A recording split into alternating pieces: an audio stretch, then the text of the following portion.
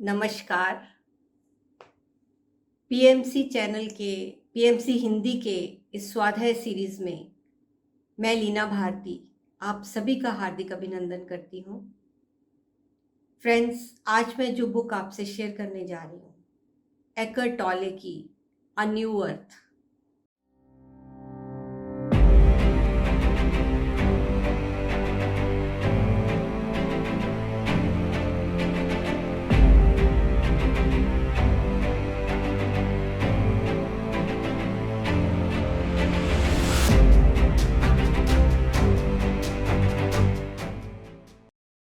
जिनकी पहली किताब द पावर ऑफ नाउ 97 में पब्लिश हुई और न्यूयॉर्क टाइम्स की बेस्ट सेलर किताब रही और उसने अनगिनत लोगों के जीवन को प्रभावित किया। सुकरात से लेकर जे कृष्णमूर्ति तक सभी विद्वान ये कहते हैं कि खुद को जानो। खुद को जानने के लिए हमें अपने ईगो को जानना बहुत ज़रूरी है, जो कि अनेकों रूपों में हमारे अंदर रहती है और इतनी सहजता से हमारे अंदर छुपी होती है कि कई बार तो हम जान ही नहीं पाते कि ये हमारी ईगो है। एकर्ट टॉले इस बुक में ईगो के अनेकों रूपों के बारे में हमें बताते हैं, कैसे कैसे रोल्स ईगो हमारे जीवन में प्ले करता है। इस बुक में उन्होंने ईगो से इनलाइटनमेंट तक का सफ़र हमें बताया है कि अगर संसार में कोई दुख और सफरिंग है तो वो ईगो के कारण है। ईगो को दूर करने का प्रयास करने की ज़रूरत नहीं है। जब हम ईगो को देख लेते हैं, अपने अंदर पहचान लेते हैं, तभी हम इससे मुक्त होना शुरू हो जाते हैं। क्योंकि फ्रेंड्स, ईगो और अवेयरनेस कभी एक साथ नहीं रह पाते। एकर्ट टॉले इस बुक में ईगो के बारे में और उससे मुक्त होने के बारे में हमें बताते हैं। 14 भाषाओं में ये किताब छप चुकी है। Ego based state of consciousness से बियॉन्ड जाना ना केवल हमारी पर्सनल खुशी के लिए ज़रूरी है, बल्कि इस हंकार रहित चेतना से दुनिया के सारी सफरिंग, सारे कॉन्फ्लिक्ट्स दूर हो सकते हैं और एक नई धरती पर एक स्वर्ग का निर्माण हो सकता है। आज एक दूसरे पर अधिकार जमाने की लालसा, एक दूसरे के प्रति डर और इनसिक्योरिटी, जिस कारण भिन्न भिन्न जातियों में, धर्मों में, देशों में युद्ध चल रहे हैं। पर्सनल रिलेशंस में भी बहुत से कॉन्फ्लिक्ट्स हैं। एक द्वंद्व चलता रहता है, जिस कारण हम दूसरे के नज़रिए को नहीं समझ पाते। ये जो एक दूसरे पर अधिकार जमाने की इच्छा है, ये जो डर है, इनसिक्योरिटीज़ है, ये अशांति है जो आजकल, इस सब के पीछे का कारण है मनुष्य की वह दोषपूर्ण सोच, जो बहुत गहरे तक उसके मन में जड़ें जमाई बैठी है। इसी दोषपूर्ण सोच का नाम है ईगो। अनेकों नेक स्पिरिचुअल प्रैक्टिसेस में ये कहा गया है कि डर को, डिज़ायर्स को लेट गो कर दो। लेकिन जितना हम इस चीज़ का प्रयास करते हैं, अभ्यास करते हैं लेट गो करने का, फिर भी हम ईगो से मुक्त नहीं हो पाते। क्योंकि जो भी ये प्रयास हम करते हैं, वो उस दोष की जड़ तक नहीं पहुंच पाता। हम अच्छा और बेहतर इंसान बनने की प्रयास करते हैं, लेकिन ये प्रयास तब तक सफल नहीं होता जब तक कि हमारी चेतना में बदलाव नहीं आता। अच्छे बनने के प्रयास से हम अपनी जो हमारे अंदर इमेज है, उसी को और स्ट्रॉन्ग करते हैं। तो इससे हम ईगो से मुक्त नहीं हो पाते। अच्छे बनने के प्रयास से हम अच्छा नहीं बनते, बल्कि जो अच्छाई ऑलरेडी हमारे अंदर है, जब हम उसे पहचानेंगे और उसे उभरने का मौका देंगे, तभी हम एक अच्छे इंसान बनते हैं। तो इसके लिए हमारी चेतना में कुछ फंडामेंटल चेंजेस लाना बहुत ज़रूरी है। चेतना के इसी बदलाव को हिंदू धर्म में और बौद्ध ग्रंथों में इनलाइटनमेंट का नाम दिया गया है। जीसस की टीचिंग्स में इसे मोक्ष कहा गया है। जो भी ग्रेटेस्ट अचीवमेंट्स ह्यूमैनिटी ने की है वो साइंस एंड टेक्नोलॉजी के फील्ड में नहीं है। वो ये है कि जिसने भी इस दोषपूर्ण जो सोच को पहचाना, उसकी जड़ तक गया, उससे मुक्त हुआ। 2600 साल पहले गौतम सिद्धार्थ एक ऐसे व्यक्ति हुए जिन्होंने इसे बहुत स्पष्टता से देखा, तो उन्हें बुद्ध की उपाधि दी गई। बुद्ध मीन्स जागृत व्यक्ति, जिसे क्लैरिटी है। उसी समय चीन में एक टीचर हुए जिनका नाम लाओ त्सु था। उनकी टीचिंग्स एक बुक में लिखी गई जिसका नाम लाओ ते चिंग है, और जो दुनिया की आज श्रेष्ठ स्पिरिचुअल बुक्स में से उसे एक माना जाता है। उस समय जो लोग थे वो इन शिक्षाओं के लिए तैयार नहीं थे। ये टीचिंग्स बहुत ही सरल और पावरफुल थी, लेकिन उन्हें इतना तोड़ मरोड़ दिया गया, उनकी गलत एक्सप्लेनेशन की गई, और समय के साथ साथ उन टीचिंग्स में ऐसी चीज़ें जोड़ दी गई जिनका उन टीचिंग से कोई लेना देना नहीं था। कुछ शिक्षा देने वालों का मजाक उड़ाया गया, कईयों की निंदा की गई, कईयों को मार डाला गया, और कईयों को भगवान का दर्जा देकर पूजा जाने लगा। वो टीचिंग्स जो उस दोषपूर्ण सोच से पार जाने की ओर इशारा कर रही थी, जो इस सामूहिक पागलपन से बाहर जाने का रास्ता बता रही थी, वो खुद ही इस सामूहिक पागलपन का एक हिस्सा बन के रह गई। इसीलिए वो कहते हैं कि जो धर्म है वो भी इस दोषपूर्ण सोच की जड़ तक नहीं पहुंच पाए, वो भी ईगो को खत्म करने में सक्षम नहीं है, क्योंकि हर धर्म का एक बिलीफ सिस्टम है और लोग खुद को उस बिलीफ सिस्टम के साथ आइडेंटिफाई करके अपनी ईगो को और बढ़ावा देते हैं। अगर कोई उनके बिलीफ सिस्टम के अकॉर्डिंग चलता है तो वो उसे सही मानते हैं, और अगर कोई नहीं चलता तो उसे गलत मानते हैं, और उसको मार डालने में भी कई बार हिचकिचाते नहीं। अब जो भगवान है वो तो इटर्नल है, असीम है, अनंत है, उसे किसी नाम से बांधा नहीं जा सकता, लेकिन उसे भी किसी मन गढ़ंत मूर्ति में ढालकर ऐसे रूप में ढाल दिया गया जिसका आपको विश्वास करना ही है कि ये मेरा भगवान है, ये हमारा भगवान है, और इसकी हमें पूजा करनी ही है। फिर वो बताते हैं कि ईगो कि आज मनुष्य की वर्तमान अवस्था क्या है, इसे लेके एकर्ट कहते हैं कि अवेयरनेस की पहली झलक मुझे तब मिली जब मैं फर्स्ट ईयर का स्टूडेंट था और यूनिवर्सिटी ऑफ लंदन में पढ़ता था। मैं ट्रेन से लाइब्रेरी जाता था। एक दिन मैं ट्रेन में बैठा तो ट्रेन पूरी तरह भरी हुई थी लोगों से, लेकिन मैंने देखा कि मेरे सामने वाली सीट पे एक महिला बैठी है और उसके आसपास की सीट्स खाली है। इसका कारण ये था कि वो महिला कुछ पागलों जैसी दिख रही थी और बहुत ज़ोर ज़ोर से खुद से ही बातें कर रही थी। फिर वो बोलते बोलते ही ट्रेन से उतर गई और यूनिवर्सिटी की बिल्डिंग की तरफ जाने लगी। लेखक कहते हैं कि मैं भी उसके पीछे पीछे चल पड़ा। तो लाइब्रेरी के सामने आके वो रुकी और लिफ्ट में चली गई। और मैं सोच रहा था कि ऐसी महिला यूनिवर्सिटी में क्या कर रही है? क्या वो टीचर है, क्या वो स्टूडेंट है, या वो लाइब्रेरियन है?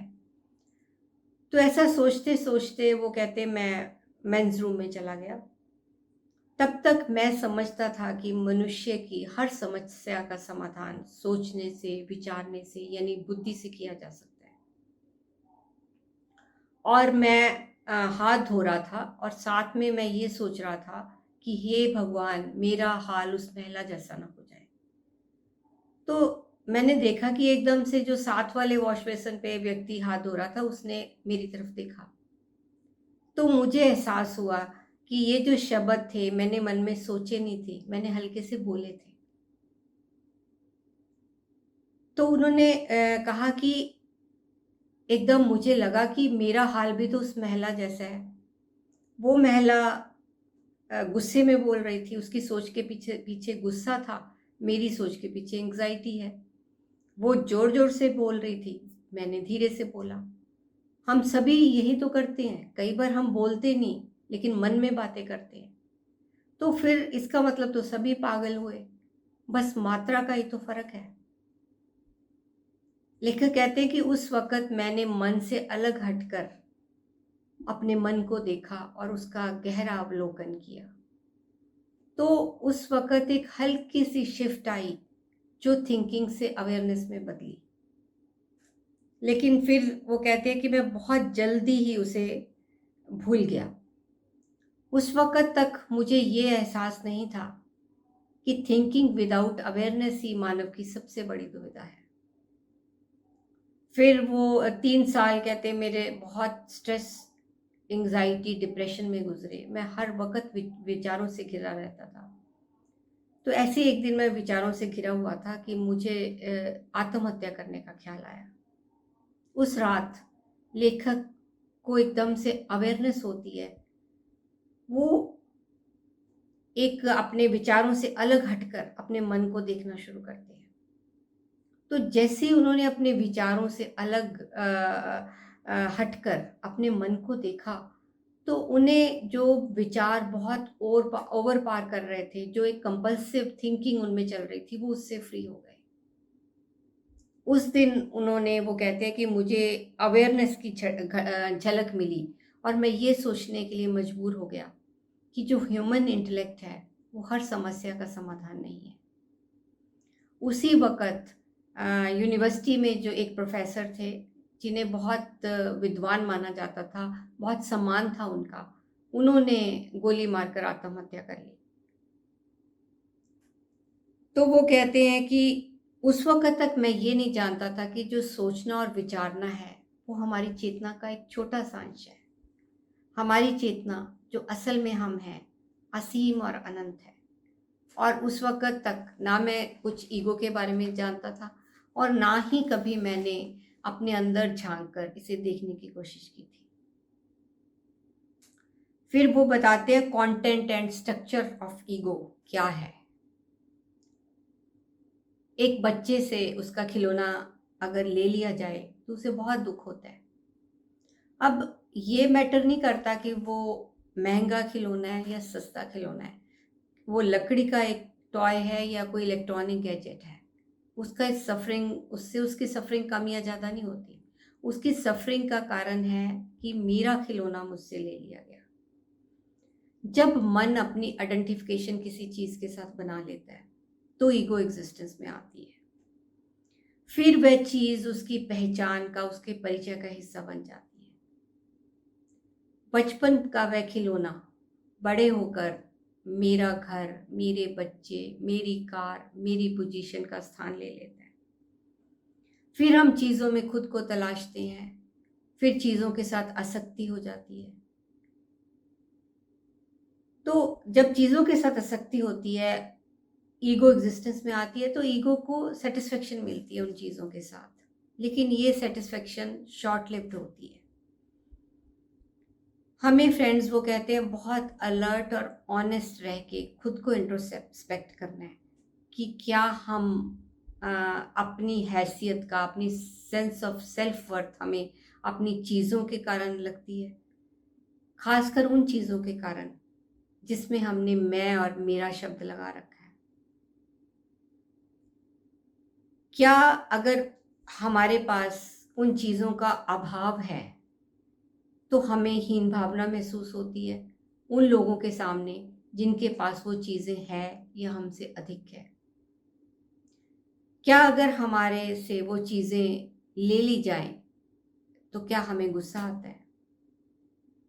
या क्या हम अपनी हैसियत का प्रदर्शन करने के लिए अक्सर उन चीज़ों का दिखावा करते हैं ताकि दूसरे के सामने हमारी हैसियत ऊंची हो सके? ये क्वेश्चन हमें बहुत ऑनेस्टली अपने आप से करने की ज़रूरत है।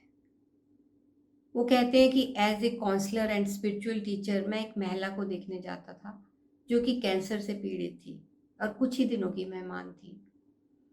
हम दोनों में बहुत कम बातचीत होती, हम शांत बैठे रहते और उस महिला ने वो शांति और निश्चलता को पहली बार अनुभव किया था, जो शायद उसने जीवन में कभी नहीं किया था।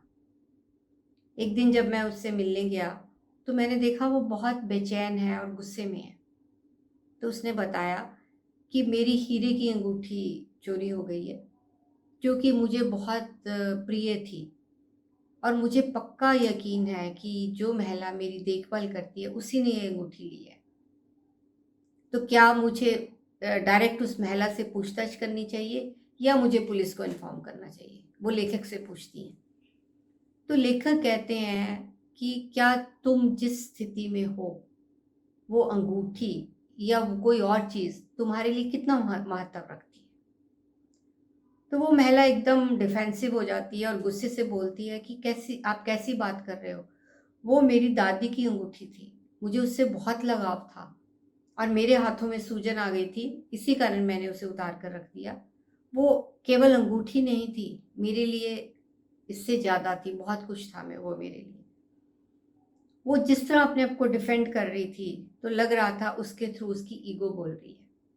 तो लेखक उससे पूछते हैं कि मैं तुमसे कुछ प्रश्न पूछूंगा, तुम्हें सोचकर उसका जवाब देना है, और हो सकता है कि जो आंसर तुम्हें मिले वो शब्दों में ना हो। तो पहला प्रश्न वो उससे पूछते हैं कि तुम्हें पता है कि वह अंगूठी कभी ना कभी तुमसे छूट जानी थी, शायद बहुत ही जल्दी। फिर वो दूसरा प्रश्न पूछते हैं कि उस अंगूठी को छोड़ने के लिए, खुद को तैयार करने के लिए तुम्हें कितना समय चाहिए? तीसरा क्वेश्चन वो उससे करती हैं कि क्या उस अंगूठी के खोने से तुम जो हो उसमें कोई कमी आई है, उसका कोई नुकसान हुआ है? तो तीसरे प्रश्न पर वो महिला कुछ देर के लिए चुप हो गई। फिर उसने बोलना शुरू किया। उसके चेहरे पे हल्की मुस्कुराहट थी और वो शांत लग रही थी। उसने कहा कि जब मैंने अपने अंदर झांका तो मेरे मन ने कहा कि हाँ, तुम बिल्कुल कम हो गई हो, तुम्हारा नुकसान हुआ है। लेकिन फिर मैंने पूछा कि क्या जो मैं हूं उसमें कोई कमी आई है? तो उस वक़्त वो कहती है कि सोचने की बजाय जो मैं हूं मैंने उसे महसूस किया, और मैं उसे अभी भी महसूस कर रही हूँ। Something very peaceful but still alive. Friends, यही है बीइंग का आनंद, यही है प्राण का आनंद, जिसे बस अनुभव किया जा सकता है, इसके बारे में सोचा नहीं जा सकता। और ईगो तो इसके बारे में जान ही नहीं सकती, क्योंकि वो तो विचारों का भंडार है। दरअसल वह अंगूठी उसके मन में इस तरह बस गई थी, उसने खुद को उसके साथ इस तरह जोड़ लिया था कि वो ही उसका अभिन्न अंग बन चुकी थी। तो ईगो जिस किसी के साथ भी खुद को जोड़ती है, चाहे वो कोई चीज़ है, चाहे वो कोई व्यक्ति है, चाहे वो कोई विचार है, फिर वो बीइंग का सब्स्टिट्यूट हो जाता है। फिर वो कहते हैं कि इसका मतलब क्या है कि क्या हम चीज़ों की केयर करना छोड़ दें, उसे वैल्यू ना करें? ऐसा नहीं है, हमें चीज़ों की केयर करनी चाहिए, उन्हें वैल्यू भी करना चाहिए, लेकिन चीज़ों के प्रति अटैचमेंट को छोड़ना होगा। अगर हम चीज़ों को लेके हमारी आसक्ति है, इसका मतलब ईगो हमारे अंदर आ चुकी है। तो वो जो आसक्ति है वो ईगो के कारण है। असल में फ्रेंड्स, हम किसी चीज़ के साथ नहीं बनते, हम उस विचार के साथ बन जाते हैं जो उसमें मैं या मेरा होने का भाव रखती है। बस उस सोच के प्रति ही हमें अवेयर होने की ज़रूरत है। जब हम उस सोच के प्रति अवेयर हो जाते हैं तो हमें स्वयं की अनुभूति होती है जो असल में हम हैं। तो फिर जैसे वो लेखक कहते हैं कि कभी-कभी चीज़ों को बचाने या पकड़े रहने की अपेक्षा लेट गो करना ज़्यादा पावरफुल होता है। जैसा कि अंगूठी की केस में हुआ। हालांकि बाद में उस महिला को वो अंगूठी ड्रॉर में पड़ी मिल गई। तो लाइफ यूनिवर्स हमें वो सारे एक्सपीरियंसेस देता है जो हमारी सोल के ग्रोथ के लिए ज़रूरी होते हैं। तो हमें कैसे पता चले कि कौन सा एक्सपीरियंस मेरे लिए है? वही एक्सपीरियंस फ्रेंड्स जो हम इस पल अनुभव कर रहे हैं, वो ही हमारी सोल की ग्रोथ के लिए ज़रूरी होता है। तो क्वेश्चन ये उठता है कि क्या अगर हमारे पास किसी से ज़्यादा कुछ है और हम उस पर घमंड कर रहे हैं, तो क्या ये गलत है? या अगर हमारे पास किसी से कुछ कम है और हम में हीन भावना आ जाती है, तो क्या ये गलत है? फ्रेंड्स, ये सब भाव हैं, इसमें कोई कुछ भी गलत सही नहीं है। ईगो कभी गलत नहीं होती, वो सिर्फ एक बेहोशी है, एक अनकॉन्शियसनेस है। जैसे ही हम उस के प्रति अवेयर होते हैं, हम ईगो से पार जाना शुरू कर देते हैं। तो वो कहते हैं कि ईगो को कभी भी सीरियसली मत लीजिए, ईगो को देखकर मुस्कुराइए और कंपैशन के साथ उसे ट्रीट करिए, क्योंकि ईगो और अवेयरनेस कभी एक साथ नहीं रह पाते। और ना ही ईगो को पर्सनली लीजिए, क्योंकि अगर आप ये सोचते हो कि मुझे अपने अंदर के अहंकार को दूर करना है, तो एक नया अहंकार खड़ा हो जाएगा। जब लोग मृत्यु के करीब होते हैं, बाहर की चीज़ें उनसे छूटने लगती है और ये एहसास होता है कि जो कुछ भी उन्होंने आज तक समझा था मेरा है, वो सब निरर्थक है। कई बार हम अपने शरीर के साथ भी अपनी आइडेंटिटी बना लेते हैं, कि पॉजिटिव वे में भी नेगेटिव वे में भी। जैसे मैं सुंदर हूँ, मैं गोरा हूँ, या मैं काला हूँ, मैं करूप हूँ, लेकिन शरीर तो 5 तत्वों से बना है, वो तो नाशवान है। तो क्या हमें अपने शरीर के साथ अपनी आइडेंटिटी बनाने से परहेज रखना चाहिए? क्या अगर भगवान ने हमें कोई खूबी दी है, हमें उसे अप्रिशिएट नहीं करना चाहिए? ऐसा नहीं है फ्रेंड्स। हमें अपने शरीर को का ख्याल रखना चाहिए, उसकी केयर करनी चाहिए। और अगर हमें कोई गुण दिया है भगवान ने, हमें उसे अप्रिशिएट भी करना चाहिए, निखारना भी चाहिए। लेकिन साथ साथ ये प्रैक्टिस ज़रूर करनी चाहिए कि हम वो नहीं हैं, हम वो एक इंटरनल ऊर्जा है, हम वो बीइंग हैं। उसकी हमें साथ साथ अभ्यास ज़रूर करना चाहिए। अपनी इनर बॉडी को ज़रूर हमें महसूस करते रहना चाहिए। फिर वो बताते हैं कि हम ईगो की इस गिरफ्त में आते कैसे हैं।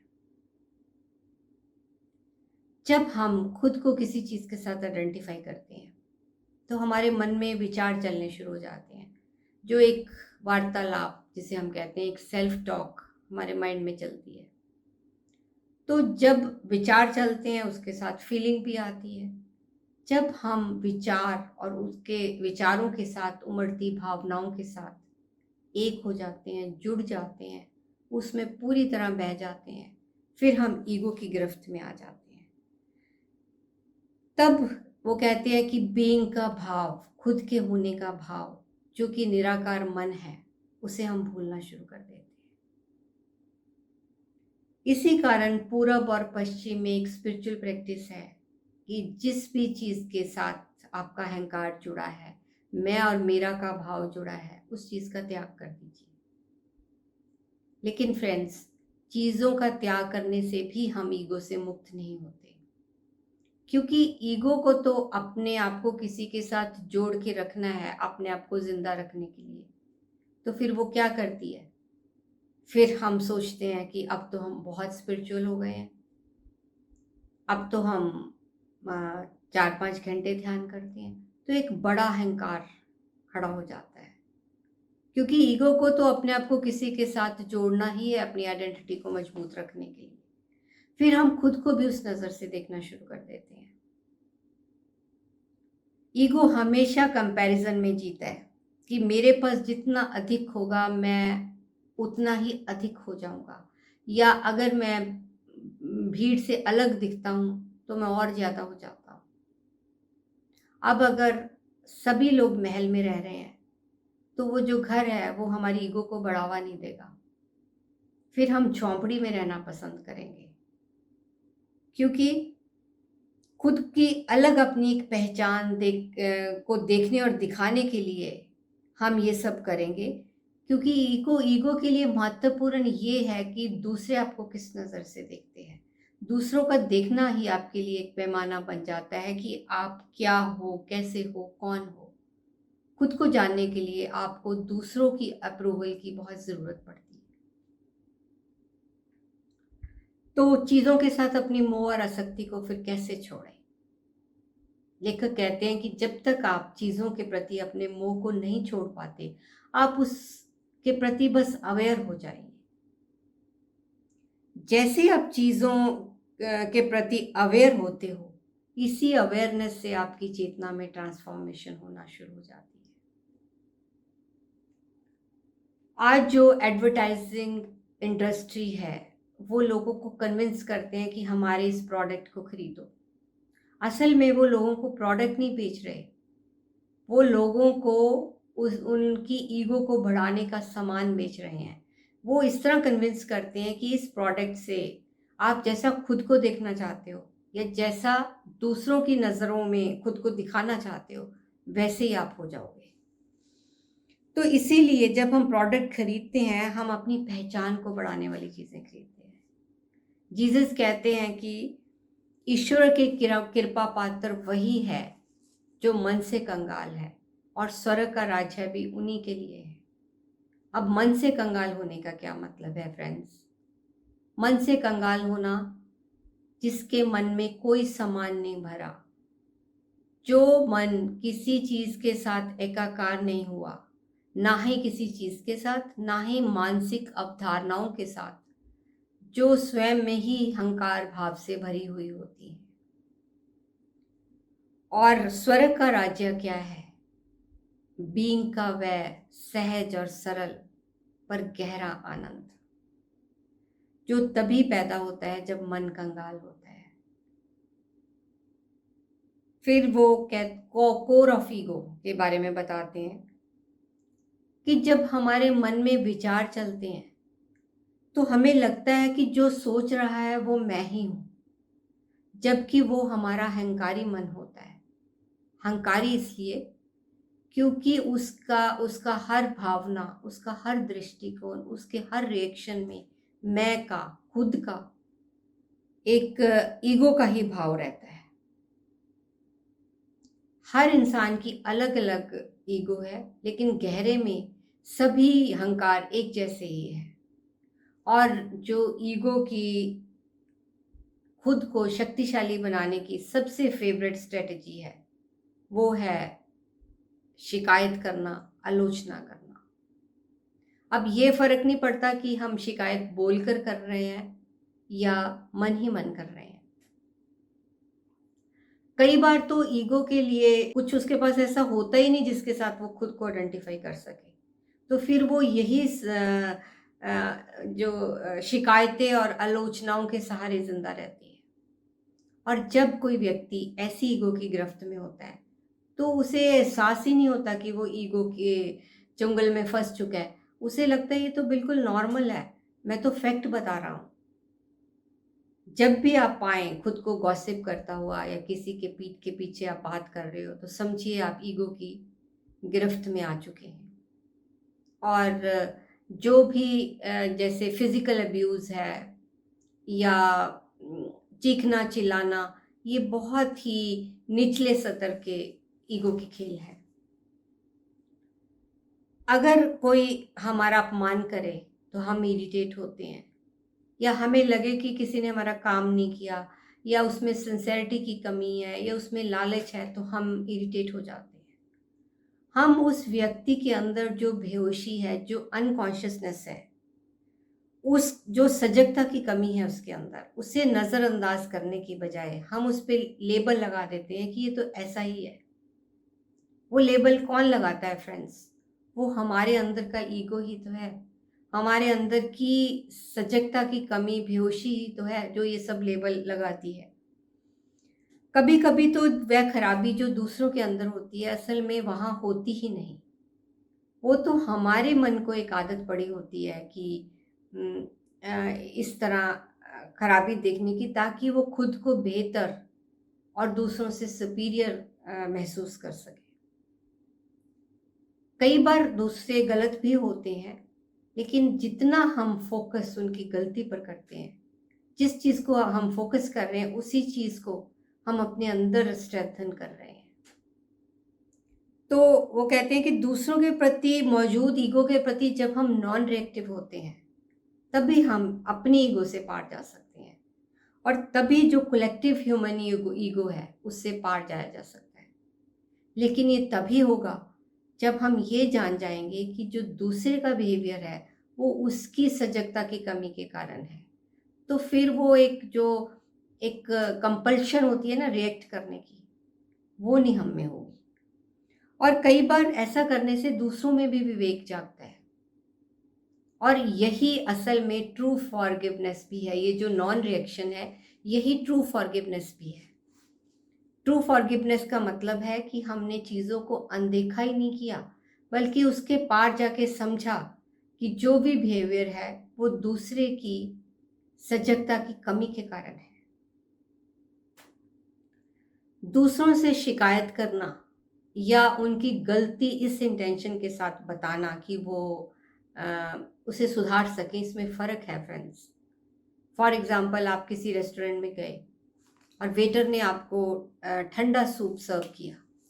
अब अगर आप उसे बता रहे हो कि ये सूप ठंडा है, तो वो एक अलग बात है। लेकिन अगर आप इस एनर्जी के साथ उसे बता रहे हो कि उसकी हिम्मत कैसे पड़ी मुझे ठंडा सूप सर्व करने की, तो वो आपकी ईगो है।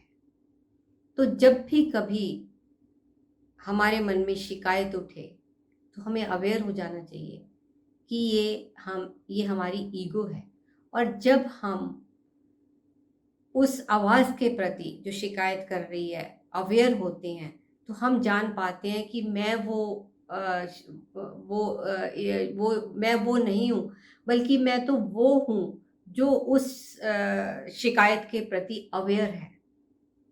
और जैसे जैसे ये हम अवेयर होते जाएंगे, वैसे वैसे हम ईगो से मुक्त होते जाएंगे, क्योंकि ये कंसिस्टेंट प्रैक्टिस है फ्रेंड्स। मन को बहुत पुरानी आदत पड़ी हुई है शिकायतें और आलोचनाओं को करने की।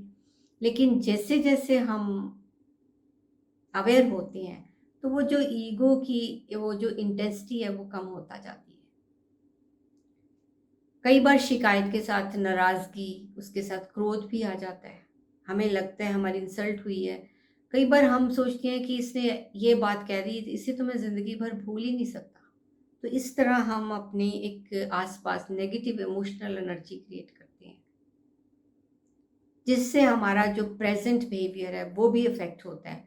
तो हमें बहुत सजगता से अपने आप को इंट्रोस्पेक्ट करना है कि कहीं हमने तो कोई ऐसी मेमोरी अपने अंदर संभाल के नहीं रखी जो हमें ही नुकसान कर रही है। फिर ये भाव कि मैं सही हूँ, दूसरा गलत है, ये भी इससे भी हमारा ईगो बढ़ता फूलता फलता है। क्योंकि जब हम सोचते हैं ना मैं सही हूँ, तो किसी को तो गलत होना ही है ना। तो इससे ईगो को सेटिस्फेक्शन मिलती है कि मैं दूसरे से बेहतर हूँ।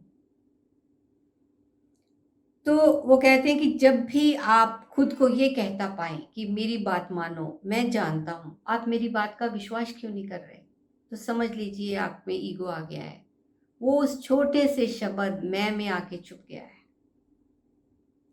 फिर हम हर चीज़ के प्रति बहुत डिफेंसिव हो जाते हैं। हम सोचते हैं मैं तो सत्य बोल रहा हूँ, मेरे पे विश्वास क्यों नहीं किया जाता।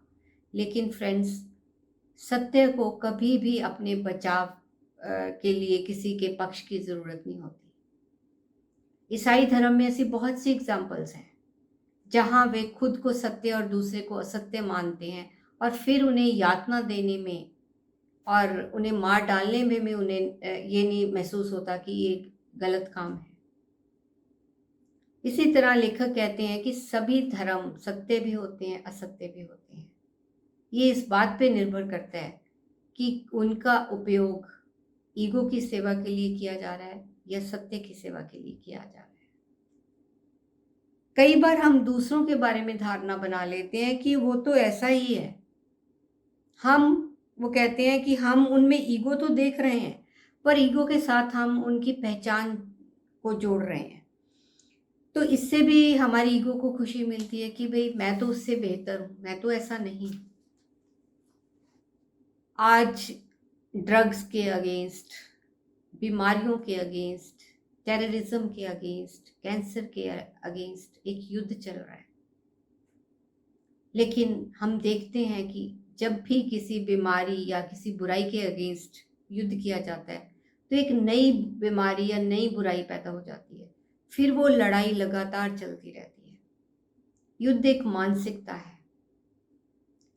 एंटीबायोटिक्स बीमारियों के लिए बहुत उपयोगी रही, लेकिन आज एक्सपर्ट ये मान रहे हैं कि इनके एक्सेसिव यूज़ के कारण जो antibiotic resistant strains of bacteria पैदा हो गए, जिस कारण ये भी डर है कि आने वाले समय में यही रोग महामारी का रूप ले सकते हैं।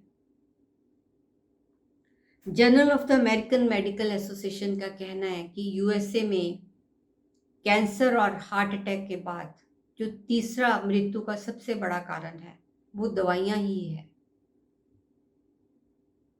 तो जब जैसे ये चाइना की जो इलाज की पद्धति है या जो होम्योपैथिक मेडिसिन है, वो क्या है कि वो जो बीमारी है उसे शत्रु की तरह नहीं देखते, तो इस तरह एक नई बीमारी भी पैदा नहीं होती। फिर वो बताते हैं कि मैनी फेसेस ऑफ ईगो, कि ईगो किस तरह के रोल्स निभाती है हमारी लाइफ में। कई बार इतना सटल रोल होता है कि हमें अवेयरनेस ही नहीं होती कि हमारे अंदर ईगो काम कर रही है। और जो फेवरेट इसकी एक ईगो को एनर्जी लेने का माध्यम है जो, वो है अटेंशन। अटेंशन से ही वो शक्तिशाली होती है। ईगो को हमेशा दूसरे की अटेंशन चाहिए, कोई उसे एडमायर करे, प्रशंसा करे, रिकॉग्नाइज करे कि मैं भी हूँ। वो कहते हैं कि एक शाई पर्सन जो दूसरों की अटेंशन लेने से डरता भी है, वो भी ईगो से मुक्त नहीं है, क्योंकि उसमें अटेंशन की नीड से ज़्यादा एक डर होता है कि कहीं मुझे लोग पसंद ही ना करें, मुझे क्रिटिसाइज ना करें, ये ना हो कि जो ऑलरेडी मेरी ईगो है उसमें भी कोई कमी आ जाए। उसमें एक उसमें नेगेटिव बिलीफ सिस्टम होता है कि कहीं ना कहीं मेरे में कुछ कमी है और इच्छा होती है कि मैं दूसरे से बेहतर हो सकूं। इसी तरह जो लोग समझते हैं कि मैं सबसे बेहतर हूं, वे भी ईगो ही है। उनके पीछे एक डर होता है कि I am not good enough.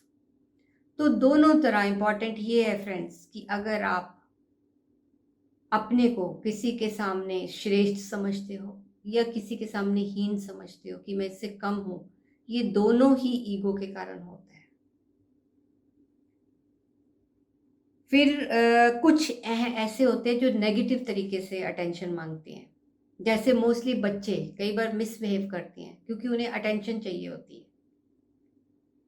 जो वेरी कॉमन रोल जो ईगो प्ले करती है वो है विक्टिम का रोल, कि मैं बेचारा, मेरे साथ नाइंसाफ़ी हुई, मेरे साथ किस्मत ने अच्छा नहीं किया। फिर ये भी एक सिंपैथी लेने का तरीका है। फिर हम बार बार अपनी कहानी दूसरों को सुनाते हैं, और अगर कोई दूसरा नहीं है सुनने वाला तो मन में ही अपनी कहानी बार बार दोहराते हैं, क्योंकि हमने खुद को उसके साथ आइडेंटिफाई कर लिया है कि मैं तो बेचारा हूँ।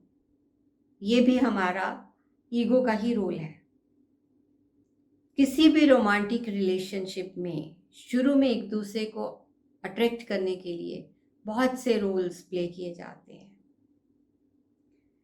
ताकि दूसरे व्यक्ति की ईगो ये देखकर सेटिस्फाई हो जाए कि ये व्यक्ति मुझे खुश रखेगा, मेरी ज़रूरतों को पूरा करेगा, मुझे खास होने का एहसास दिलाएगा। मैं वही करूँगा जो तुम चाहती हो और तुम वही करोगे जो मैं चाहता हूँ। एक अनकहा समझौता हो जाता है। फिर जब दोनों साथ साथ रहना शुरू कर देते हैं लंबे अरसे तक, तो वो जो रोल ईगो प्ले कर रही थी वो गायब हो जाते हैं, क्योंकि रोल निभाना कठिन हो जाता है फिर, और फिर ईगो सामने आती है। अब एक्सपेक्टेशंस पूरी नहीं होती, डिज़ायर्स पूरी नहीं होती, तो गुस्से में वो निकलती है बाहर चीज़ें। जो भी आपके अंदर अभाव का भाव है, जो भी आपके अंदर फियर्स एंड इनसिक्योरिटीज़ हैं, जो कि आपकी ईगो का हिस्सा है, उसे अब आपके पार्टनर से एनर्जी नहीं मिल रही, अटेंशन नहीं मिल रही। तो ऐसे ही हम अपनी लाइफ में, वो कहते हैं, बहुत से रोल्स निभाते हैं। अगर एक डॉक्टर है, वो डॉक्टर के रोल में आ जाता है, तो वो पेशेंट को क्या समझता है कि ये केस हिस्ट्री है, एक पेशेंट है, मतलब ये केस हिस्ट्री है। फिर वहाँ पे ह्यूमन और ह्यूमन के बीच इंटरेक्शन नहीं होती। इसी तरह जब हम कुछ खरीदने जाते हैं तो हम अलग रोल में होते हैं, हमें कुछ बेचना है, हम अलग रोल में हैं। जब हम अपनी मेड के साथ, किसी के साथ बात, सबॉर्डिनेट के साथ बात करते हैं, तो हम अलग रोल में होते हैं। जब हम अपने बॉस के साथ बात करते हैं तो हम अलग रोल में होते हैं। तो इसी तरह जो हमने एक अपनी मेंटल इमेज अपने अंदर बनाई है और दूसरे की मेंटल इमेज, तो दोनों की मेंटल इमेजेस एक दूसरे के साथ इंटरेक्ट करती हैं, ना कि ह्यूमन बींग्स के साथ इंटरेक्ट करती हैं।